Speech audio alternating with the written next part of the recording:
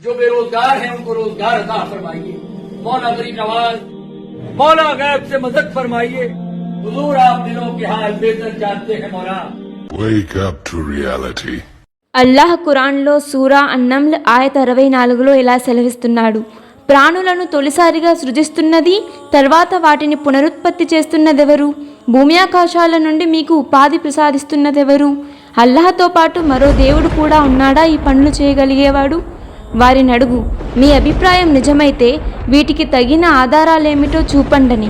ఇంకా అల్లాహ్ ఖురాన్లో సూరా అల్-అన్ఆమ్ ఆయత్ 59లో ఇలా సెలవిస్తున్నాడు, అగోచర విషయాలకు సంబంధించిన నిగూఢ రహస్యాలన్నీ అల్లాహ్కు మాత్రమే తెలుసు, ఆయనకు తప్ప వాటిని గురించి మరెవరికీ తెలియదు.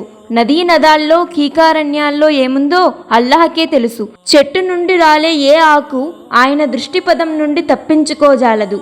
చివరికి భూపొరలలో నిక్షిప్తమై ఉండే విత్తనం సైతం ఆయన జ్ఞాన పరిధిలో ఉంటుంది.